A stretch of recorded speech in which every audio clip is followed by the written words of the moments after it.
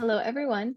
Today I'm going to be giving a legislative update on the Save Our Future Act. My name is Morgan McCue, and I'm the legislative coordinator on the government affairs team in Washington, D.C. Today, June 16th, Senator Sheldon Whitehouse and Senator Brian Schatz introduced their carbon pricing bill called the Save Our Future Act. In the 116th Congress, Senators Whitehouse, Schatz, Heinrich, and Gillibrand introduced a similar bill called the American Opportunity Carbon Fee Act of 2019. However, these are different bills, and today I will be going over the Save Our Future Act that was just introduced in the 117th Congress. This legislation would place an ambitious price on carbon to reduce America's emissions, while also addressing longstanding environmental justice concerns, investing in coal communities to support their transition to a clean energy economy, and protecting American households by providing regular rebates and funding for further emissions reductions. In this video, I will explore the outline and broad level mechanics of the Save Our Future Act, review the key elements behind how the Save Our Future Act is designed, and highlight CCL's interpretation of this landmark carbon pricing policy. First, we will go over the carbon dioxide and other greenhouse gas emissions fees. To get us started, it's important to note that this bill differs from the Energy Innovation Act because it places a fee on carbon dioxide, fluorinated gases, methane, and process emissions, or non-fossil fuel combustion-related emissions. I will now go over the fee, the rate of increase, and the point of imposition for these four pollutant categories. For carbon dioxide, the fee starting price begins at $54 per ton of CO2 equivalent in 2023, increasing by 6% above inflation every year. The point of imposition for coal is at the mine mouth or at the point of importation, for petroleum at refineries, terminals, or at the point of importation, and for natural gas at facilities required to submit certain data to the Energy Information Administration. For fluorinated gases, the fee is based on the warming potential of the gas expressed in carbon dioxide equivalents. In 2023, the fee is set at 10% of carbon dioxide equivalency. In each subsequent year, it increases 10 percentage points until it achieves 100% of carbon dioxide equivalency in 2032. It is placed at the manufacturer or the point of importation.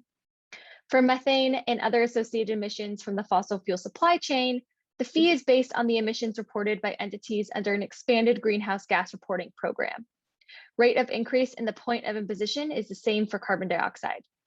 Lastly is process emissions. And here's a quick example of process emissions. So let's think about cement.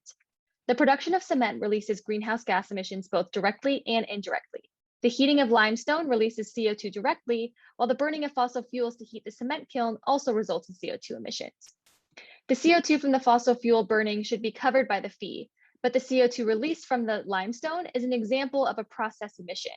So process emissions are emissions being emitted in a production process that wouldn't otherwise be counted in the fee. For these emissions, the fee is based on the warming potential of the gases expressed in carbon dioxide equivalents. The rate of increase is the same as for carbon dioxide, and the point of imposition is the facilities that report under the Greenhouse Gas Reporting Program. The bill also has an environmental integrity mechanism where it sets cumulative greenhouse gas emission reduction targets that align with the path to net zero emissions by 2050. And for any year in which a target is missed, the fee on CO2 is increased by an additional 5%. The bill also contains a border carbon adjustment and rebate based on the emissions in question. For CO2, refunds will be given for exports of fossil fuels, for permanently sequestered carbon dioxide, and for embodied carbon from fossil fuel feedstocks that is not combusted into the atmosphere. So for example, plastics. And there's a refund for exports of fluorinated gases and for gases transformed or destroyed during use. There's no refund for methane or process emissions. So we just went over the basic components of the fee. However, there are also fees on criteria air pollutants. This provision requires continuous volumetric emissions monitoring for all criteria air pollutants at all major sources as defined by the Clean Air Act. It also requires all major sources to report and certify these volumetric measurements to EPA, which in turn will be required to publish this data. The fee will be put on major sources within or near environmental justice communities. In terms of this bill, environmental justice communities are defined as communities of color, so higher than statewide average for any category of people of color. Low-income communities, so 20% of the poverty rate, 20% poverty rate, or median income less than 80% of the state or metro area, and or a tribal Indigenous community. Here are the fees placed on the pollutants that often pollute EJ communities. For nitrogen oxides, the fee will be priced at $6.30 per pound in 2024. For fine particulate matter, or PM 2.5, this will be priced at $38.90 per pound in 2024. And for sulfur dioxide, this will be priced at $18 per ton in 2024. And all co-pollutants will rise with the rate of inflation. Now that we finished going over the fees, we will get into some of the revenues. So where does all the money that's been collected go to?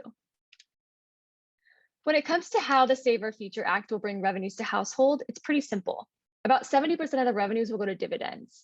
Adults will receive $800 each, with an additional $300 per child per year with inflation. These rebates will be distributed the same way as the COVID-19 relief stimulus, with these revenues delivered twice a year to Americans starting in 2022. About 5% of the revenues will go to $10 billion per year to state block grants. States and tribes must use the money to assist low-income households and rural households in reducing energy expenses or increasing energy efficiency, to assist in job training assistance, and or to defray climate or transition-related costs borne by the state. Another 5% will go to an energy veterans package, which gives $110 billion over 10 years. I won't get into major details in this package, but I did want to give you some of the titles of the sections, as well as a little bit of information about them so that you have an idea of where this money would be going to. The first section is the Office of Energy Veterans Assistance. This would allocate money to assist with wage replacement, health insurance coverage, retirement benefits, and educational benefits. The next section is Local Revenue Replenishment, which says that any eligible county or tribal government will be entitled to receive 100% of the revenues it lost as a result of the mine or plant closure during the 12-month period after closure. Then there is an environmental restoration section, which includes abandoned mine reclamation funds, coal ash cleanup related activities, and an expansion of the eligibility for federal funds to remediate orphaned, abandoned, or idled oil and gas wells. Lastly is community assistance, which includes funding for partnerships for opportunity and workforce and economic revitalization, or in other words, the POWER Initiative, assistance for coal communities initiative, and the deployment of broadband in rural areas. This is a huge win for our coal communities who have been working tirelessly for years to ensure their communities are taken care of and the shift away from fossil fuels. What is even more cool is that Senator Whitehouse consulted members of CCL's Coal Country Action Team in the making of the Energy Veterans Package as a result of their work on their A New Day for the Coal Fields proposal in order to ensure this provision was done right. This is a huge nod to CCL and their volunteers, and it just goes to show how influential CCL can be. And finally, $110 billion over 10 years, plus whatever is raised from co-pollutant fees, will go to environmental justice communities. These funds will be distributed to proven existing programs to ensure energy affordability, grow clean energy deployment, develop a green jobs workforce, and reduce pollution in environmental justice communities. And I'll quickly go over the sections of these as well. So first, energy affordability. There's about 36% going to assist low-income households with home energy costs, and 3% of that is going to be allocated to Indian tribes. And then 25% is going to be given to the Department of Energy's Weatherization Assistance Program to help low-income families, seniors, and individuals with disabilities make energy efficiency improvements to their homes.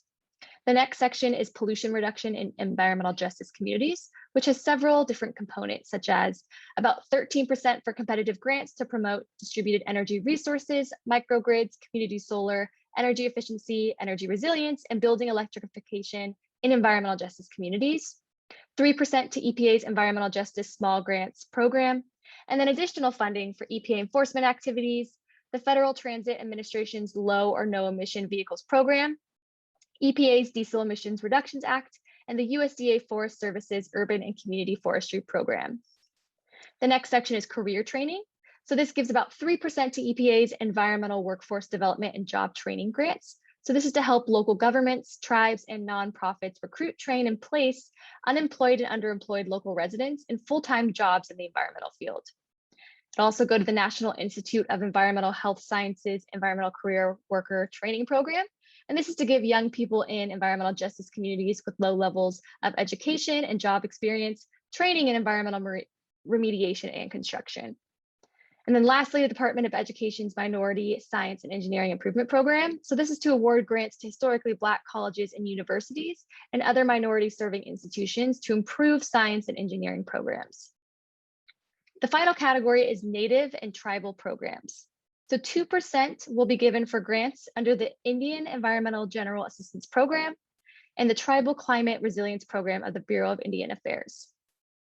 So this is another huge win in terms of addressing the disproportionate impacts low income and minority communities are faced with due to air pollution. This really is new in the discussion, and it creates opportunities for environmental justice organizations to maybe have a second look at market-based mechanisms that price pollution. Because of the novelty of this approach, perhaps particularly only applying the fee on co-pollutants within environmental justice communities to address previous concerns about carbon pricing creating hotspots, it may open a new avenue for discussion, and CCL is really excited about this.